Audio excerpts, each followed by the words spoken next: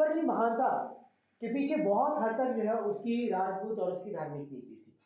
क्योंकि आपने इससे पहले भी आपने देखा होगा हिंदू और मुसलमानों के बीच में इससे पहले क्या था कि ईंट और घड़े की शत्रुता थी। ईंट और घड़ा हम जो है वो अगर आपस में टकराते हैं ना तो क्या टूटेगा, टूट जाएगा। ठीक है, तो मीन्स क्या हम उसे एक मधुर संबंध कह सकते हैं क्या? नहीं कह सकते ना। तो ठीक जो है वो एक दूसरे को हिंदू और मुसलमान जो है वो एक आंख नहीं मानते थे।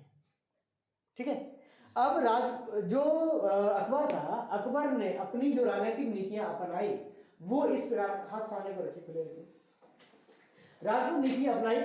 और उस राजपूत नीति में विशेष तौर पर जो है उसने क्या कर लिया, राजपूतों के अपने बहुत ज्यादा करीब ले आया, बहुत ज्यादा करीब ले आया। और ये कुछ हद तक, अब ये सवाल ये आता है कि ऐसा क्यों हुआ, ठीक है, क्या हुआ, क्या जरूरत पड़ी उसे, या उसे जो है वो ऐसी आवश्यकता महसूस क्यों हुई।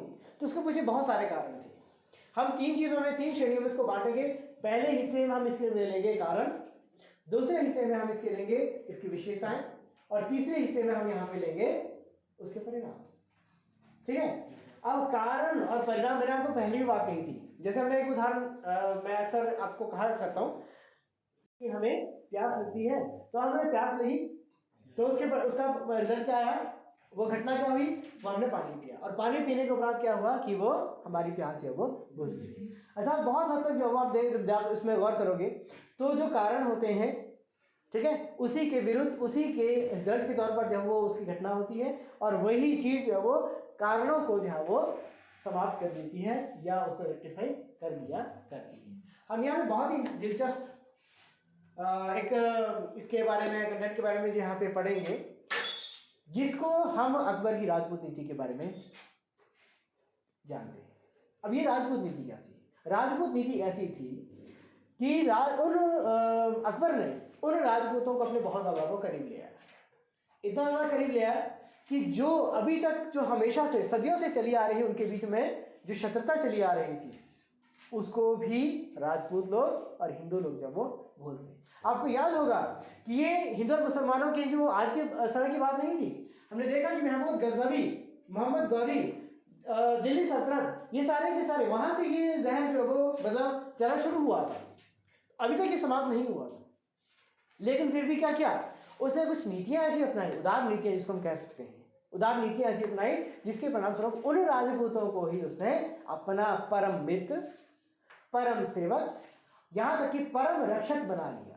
और उसी के बदौलत जो है उसने अपना एक भारत में एक विशाल, स्थायी और सशक्त साम्राज्य स्थापित कर दिया। क्लियर? अब हम इसके बारे में जो कुछ चीजें यहां पर देखेंगे, तो सबसे पहले हम इसमें कारण पढ़ेंगे, फिर दूसरा उसका विशेषताएं पढ़ेंगे, और तीसरा उसका परिणाम पढ़ेंगे। तो सबसे पहले जो हम यहाँ पे बात हम करते हैं, तो ये अकबर की राजपूत नीति, और सबसे पहला जो इसमें नाम आता है वो आता है राजनैतिक कारण। ठीक है, अब उसने इससे पहले के भी राजवंशों के बारे में सुन रखा था, जान रखा था। जब राजा राजगद्दी पर आसीन होता है तो वो अपने उस राजनीति, उस राजगद्दी से संबंधित बहुत सारी चीजों, विशेषताओं या आवश्यकताओं पर भी जो जरूर जो वो गौर किया करता है। क्लियर? ठीक है, अब जैसे कि मान लेते हैं कि हमारे देश का संविधान बना, तो बहुत सारे अन्य संविधानों का जो वहां पे क्या क्या अध्ययन किया गया, उसी के आधार पर जिसका निर्माण किया गया। ठीक है, ऐसा मुश्किल होता है कि कोई भी चीज जो आप वहां से जमीन से उठा के ले आओ और जब उसको वैसे जो वो इम्प्लीमेंट करना शुरू कर दो। तो हमें किसी ना किसी रूप में किसी ना किसी को फॉलो करना होता है, किसी ना किसी रूप में जो किसी ना किसी तरीके से चीजों को, उनकी विशेषताओं को, उसको जो है अपनाना होता है। ठीक है, उसने देखा, उसने अतीत पर नजर दौड़ाई, उसने देखा कि मुझसे पहले भी एक विशाल साम्राज्य स्थापित किए, चाहे वो प्राचीन काल के थे, चाहे वो बर्बर द्वारा थे, चाहे वो अलाउद्दीन खिलजी के थे। अलाउद्दीन खिलजी ने दक्षिण भारत को जो अपने अधीन कर लिया था, उसको जीत लिया था।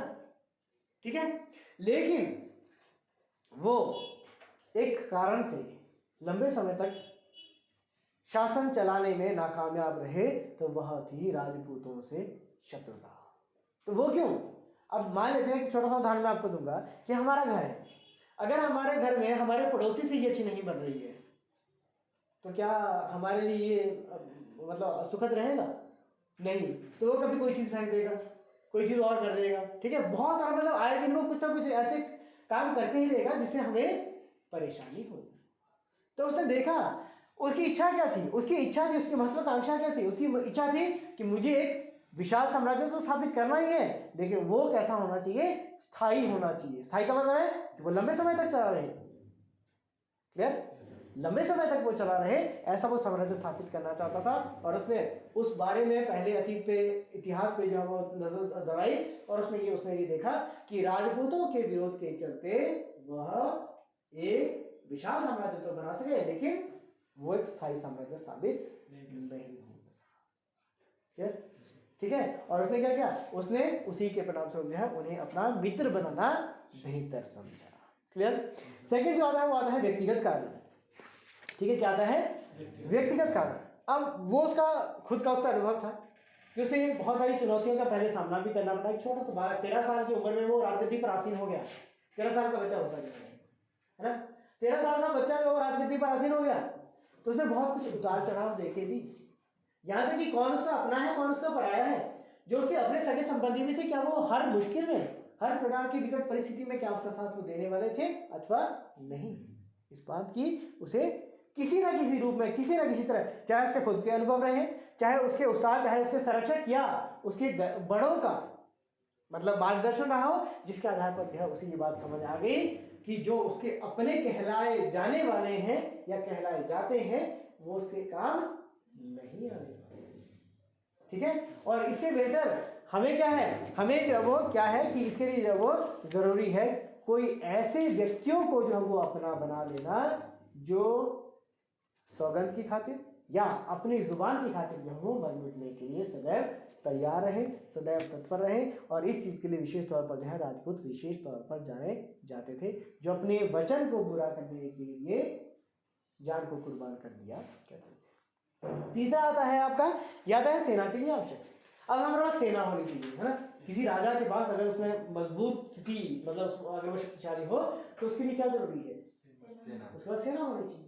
और सेना कैसी होनी चाहिए, मजबूत। और सेना मजबूत कैसे होगी, जब हमें उसके लिए सैनिक कैसे होंगे, कायर होंगे, तो बहादुर होंगे, साहसी होंगे।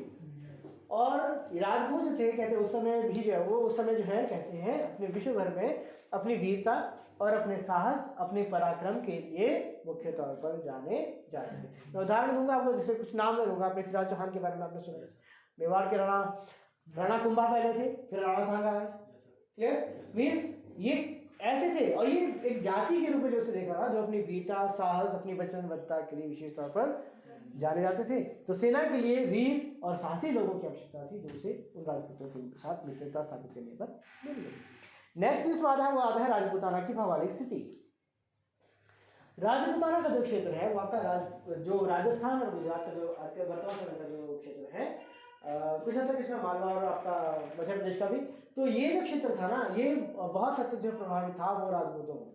ठीक है, जैसे हमने बात की थी जब हमने इनिशियल फर्स्ट टाइम हमने यहाँ पे जब इनिशियल स्टेज से जो बात की थी हड़प्पा काल से लेकर, तो हमने देखा कि 8वीं से 12वीं सदी तक का जो समय था वो उत्तरी भारत में विशेष तौर पर किस लिए जाना जाता था, राजपूत राज्यों के विलय के लिए जाना जाता था, है ना।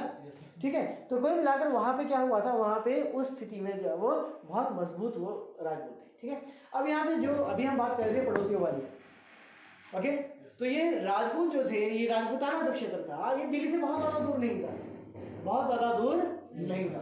और यदि अकबर एक विशाल, एक मतलब सशक्त प्रतापी शासक यदि बन जाना चाहता था, तो उसके लिए जरूरी था कि वो उनको भी किसी ना किसी प्रकार से अपने नियंत्रण में कर ले, चाहे वो बल के आधार पर, चाहे वो मित्रता के आधार पर। क्लियर? ठीक है, अगर पड़ोसियों से अगर हम रिश्ते चलाते रहे तो हम बाहरी दुश्मनों की हमें जरूरत ही नहीं। क्लियर?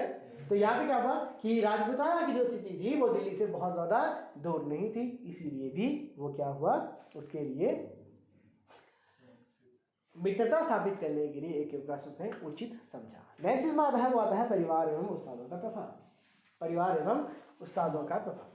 अब हम बात करते हैं अकबर के बारे में। मैं आपको कुछ चीजें कहूंगा, तो इतना तो हमें पता चल गया है कि अकबर, समझ आ रहा है? पक्का पक्का ना?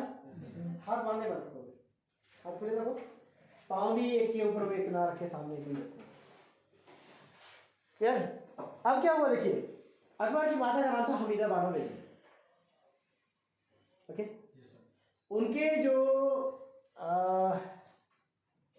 संरक्षक थे वो थे बैरम खान। उनके जो साथ थे उनका नाम था अब्दुल लतीफ।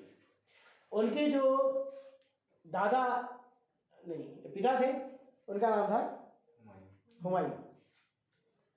कुछ कुछ चीज़ें मैं आपको वापस पहले वाली स्थिति में लेके जा रहा हूँ, ठीक है। उनका उस पर विशेष प्रभाव पड़ा, और ये जो नाम मैंने अभी दिए ये बहुत हद तक या तो उदार विचारों से प्रभावित थे या उदार विचारों वाले थे। अब मैं यहाँ पे एक टर्म जो है यूज कर रहा हूँ वो है शिया और सुन्नी। नाम सुना होगा आपने मैंने शिया और सुन्नी के बारे में सुना है? तो सुनने में पढ़ा होगा बेटा। ये इस्लाम के दो संप्रदाय हैं। मुहर्रम मनाते हैं, मुहर्रम सुना है? मुहर्रम की छुट्टी भी होती है। तो मुहर्रम में क्या होता है, किसी को पता? मुहर्रम में क्या करते हैं, शिया संप्रदाय के जो लोग होते हैं वो अपने आप को पीटते हैं, लहू लुहान करते हैं। चौथे खलीफा थे अली, उनके पुत्र को करबला नामक स्थान पर जहाँ शहीद करवाया गया था। हसन हुसैन दो थे उनके, उन्हें मार दिया गया था। उसी दुख में, उसी मातम में वो क्या करते हैं, अपने आप को पीटते हैं, लहू लुहान करते हैं दुख में। जैसे साधारण तौर पर देखा होगा किसी को दुख आता है तो वो माथा पीटता है, छाती पीटता है, क्लियर। तो वो अपने आप को लहू लुहान करते हैं दुख में, क्लियर। तो यहाँ पे क्या हुआ, यहाँ पे जब हजरत मोहम्मद साहिब के बाद जो वो चार खलीफा बने, अबू बकर, उमर, उस्मान और अली। तो ये अबू बकर के जो समर्थक थे वो कहलाते थे सुन्नी, और सुन्नी जो संप्रदाय है वो क्या है, कट्टर विचारों वाले हैं। ये कट्टर है, बहुत धार्मिक, धर्मांग जिसको कहते हैं, धार्मिक कट्टर बिल्कुल। और जो दूसरे जो अनुयायी हैं वो अली के समर्थक हैं, चौथे खलीफा थे ये, और उनके जो समर्थक हैं वो कहलाते हैं शिया। क्लियर बेटा? ठीक है, शिया और सुन्नी। तो निश्चित तौर पर मैं आपको एक चीज बताया, यहाँ पे बता देता हूँ। तो विशेष तौर पर जो है औरंगजेब के बारे में जब हम बात करेंगे तो वही कट्टर सुन्नी मुसलमान था। औरंगजेब एक कट्टर सुन्नी मुसलमान था, मतलब बहुत ज्यादा कट्टर था, ठीक है। लेकिन यहाँ पे मैं क्या कर रहा हूँ, मैं यहाँ पर बात कर रहा हूँ अभी हुमायूं के बारे में। हुमायूं था, हालांकि स्वयं शिया नहीं था, लेकिन आपको याद होगा कि हुमायूं को भारत छोड़ना पड़ गया था कब, 1540 में। उसके बाद वो फाइनली कहाँ गया, उत्तर पश्चिमी कंधार बताओ कहाँ गया था। मैंने कहा था ईरान के शासक शाह तहमास के पास। उसने उसको सहायता दी, लेकिन कुछ शर्तें भी उसने रखी। और वो शर्त क्या थी, ईरान का शासक शाह तहमास जो था वो शिया संप्रदाय का अनुयायी था, तो वो एहसान मंद होकर निश्चित तौर पर उसका शिया मत का प्रभाव पड़ा। उनकी जो माता थी हमीदा बानो बेगम, वो भी शिया मत की अनुयायी थी। अब्दुल लतीफ थे, बैरम खां थे, इन पर भी कहीं ना कहीं शिया मत का प्रभाव था। इसी के परिणामस्वरूप क्या हुआ कि उन्होंने भी उन उदार विचारों को अपने जीवन में और अपनी राजनीतिक नीतियों में अपना लिया। क्लियर? समझ आया बेटा? नेक्स्ट जो है वो क्या है, वो है आपका अबुल फजल की राजकीय विचारधारा। अबुल फजल की राजकीय विचारधारा। अब इसमें मुख्य तौर पर हमें क्या देखना है कि अबुल फजल कौन था, नाम सुना होगा आपने? कौन है? बुक भी लिखी है, कौन सी? अकबरनामा।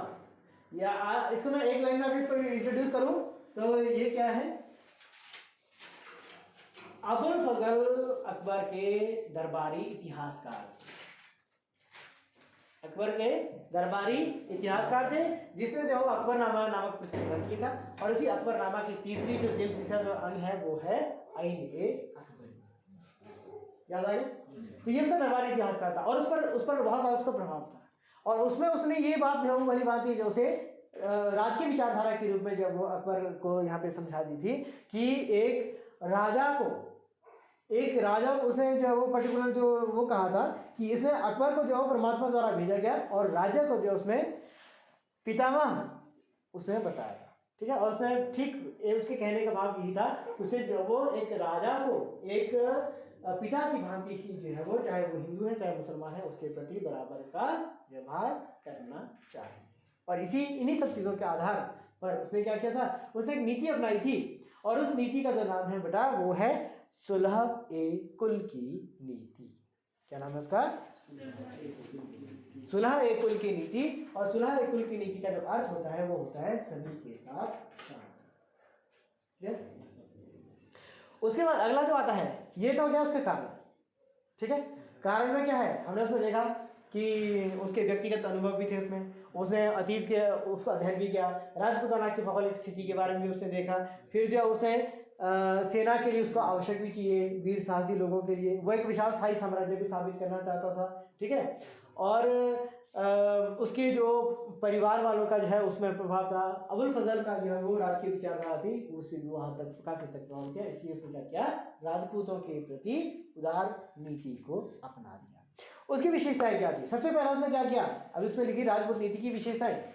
पहला हुआ राजपूत नीति के कारण, दूसरा आपने क्या करना है, राजपूत नीति की विशेषताएं, ठीक है। और उसके विशेषताओं में सबसे पहला उसने क्या किया, उसने क्या, राजपूतों से वैवाहिक संबंध। क्या क्या? राजपूतों से वैवाहिक संबंध, ठीक है। सबसे पहला जो उसने जो सभी करीब विवाह किए थे, और जिसके साथ में उसने जो वैवाहिक संबंध स्थापित किए वो विशेष तौर पर जो कौन थे, राजपूत। सबसे पहला उसका जो विवाह था, भारमल अकबर का शासक था, भारमल कछवाहा, उसकी पुत्री के साथ जो है उसने जो सबसे पहले जो 1562 ईस्वी में वैवाहिक संबंध स्थापित करे थे।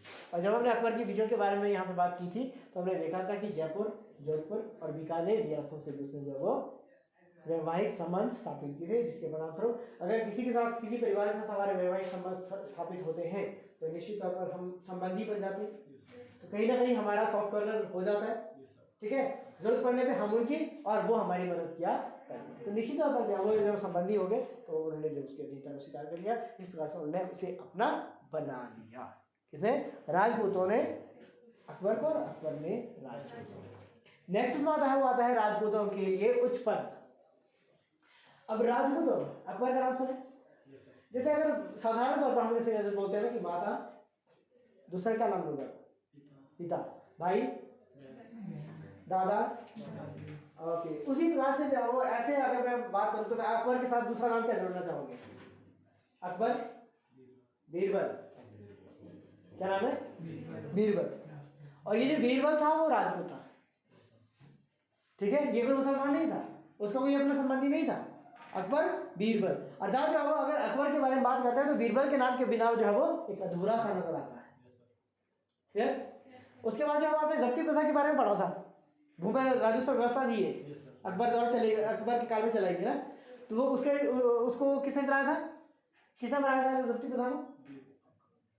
अकबर ने तो चलाया था, वो तो शासक के रूप में उसको इम्प्लीमेंट किया, लेकिन उसको बनाने वाला कौन था? राजा टोडरमल। टोडरमल था ना, टोडरमल। और टोडरमल कौन था? दीवाने आला था, वित्त मंत्री था, ठीक है। उसके अलावा, इसके अलावा जो है, जिसमें आपको बात बताऊं, क्या कहते हैं, हल्दी घाटी का युद्ध हुआ था, कब हुआ था? 1576 में, 18 जून 1576 ईस्वी को। और अकबर की ओर से सेना का नेतृत्व करने वाले जो थे उनका नाम था मान सिंह, तो वो भी क्या थे? हिंदू थे। भगवान दास वो भी हिंदू थे। तो कुल मिलाकर उसने जो वो योग्यता के आधार पर जो है राजपूतों को उच्च पदों पर नियुक्त किया, ना कि धार्मिक आधार पर या धर्म के नाम पर उन्हें उस पर जो आसीन करवाया। क्लियर? तो राजपूतों के लिए उसने क्या कर दिया? उच्च पदों पर आसीन करवाया, किसी सिफारिश के आधार पर नहीं, उनकी योग्यता के आधार पर। उसके बाद आता हुआ धार्मिक स्वतंत्रता। इसमें दो ही नाम आपने लिखने हैं। उसने क्या, वो धार्मिक स्वतंत्रता, इससे पहले क्या होता था, जो राजपूतों के या गैर मुसलमानों को क्या होता था कि तीर्थ यात्रा करनी है तो वो तीर्थ कर लगा देगा, ठीक है। और एक जो है वो जजिया कर, आपने पहले भी सुना होगा कई बार, है ना, जजिया कर ये गैर मुसलमानों से द्वारा दिया जाता था, ठीक है। धार्मिक स्वतंत्रता और जानमाल की सुरक्षा के लिए, क्लियर। इसने क्या किया, 1563 ईस्वी में तीर्थ यात्रा कर और 1564 ईस्वी में जजिया कर को भी समाप्त कर दिया। ठीक है, तो ये भी अगर हमसे अनुचित करार हटा देंगे तो हमारा सॉफ्ट कॉर्नर बन जाएगा ना उनके प्रति। नेक्स्ट इसमें आता है राजपूत राज्यों की आंतरिक स्वतंत्रता। अब जब मैंने अभी नाम लिया आपके शुरू में ना, बीरबल लिख कर देना, ठीक है, तो उसने क्या किया कि जो ये राजपूत राज्य थे या अन्य राजपूत राज्यों से भी जिसने उसकी अधीनता को स्वीकार किया था, तो वो राज्य उसके द्वारा उन संबंधित शासकों को जो है वापस लौटा दिए गए अधीनता के नाम पर। उन्होंने अधीनता स्वीकार कर ली, वार्षिक खिराज, वार्षिक जो कर था, वार्षिक जो हिस्सा था वो उसे देना ठीक समझा, लेकिन उसके बावजूद क्या हुआ कि उसे उनके राज्य में राजा के रूप में ही उन्हें मान्यता प्रदान कर दी गई। क्लियर? जो बीरबल था वो भी राजा बीरबल था। समझ आ रही है? ठीक है। तीसरा आधार पर क्या हुआ कि उन्हें जो वो उन क्षेत्रों को वापस लौटा दिया गया। और लास्ट में शत्रु राज्यों से संघर्ष या युद्ध, शत्रु राजपूत शासकों से युद्ध, ठीक है। और आपको याद होगा कि हल्दी घाटी का युद्ध हुआ है, हल्दी घाटी का युद्ध हुआ 1815 को किसके बीच में? महाराणा प्रताप के साथ। क्लियर? क्योंकि राजपूतों को उसने मित्र भी बना लिया, उससे वैवाहिक संबंध भी स्थापित, लेकिन जिन राजपूतों ने उसकी अधीनता को स्वीकार नहीं किया तो उसके विरोध से क्या किया? युद्ध किए। और विशेष तौर पर जो सर्वाधिक महत्वपूर्ण जो युद्ध था वो था हल्दी घाटी का युद्ध, ठीक है। और आपको याद होगा कि 1815 को जो है हुआ था, और जो ऐतिहासिक हमारे पास साक्ष्य उपलब्ध है उसके आधार पर ये कहा जाता है कि उसमें जो वो महाराणा प्रताप की पराजय हुई, अकबर जीत गया, लेकिन उसके बावजूद भी अपने जीवन पर्यंत 1597 ईस्वी में जाके जो वो महाराणा प्रताप की मृत्यु हुई, तो 1597 ईस्वी तक जो है वो उसने चैन की सांस नहीं लेने दी अकबर को, ठीक है, महाराणा प्रताप जी। क्लियर बेटा? अब थर्ड फेज इसका आता है राजपूत नीति के परिणाम, ठीक है। राजपूत नीति के परिणाम जो है वो क्या हुआ? सबसे पहला जो परिणाम आया वो आया राजपूत मुगल साम्राज्य के क्या बन गए? रक्षक बन गए, ठीक है। वही जो वो कभी उनके लिए एक सबसे बड़ा खतरा जो साबित हो सकते थे, उन्हीं राजपूतों ने अब क्या कर लिया? उस मित्रता के नाम पर वो उनकी रक्षा का एक संकल्प ले लिया और वो उसके रक्षक बन गए। सेकंड जो आता है वो आता है मुगलों की सैन्य शक्ति में वृद्धि, ठीक है। अब अगर हमें अच्छे मैम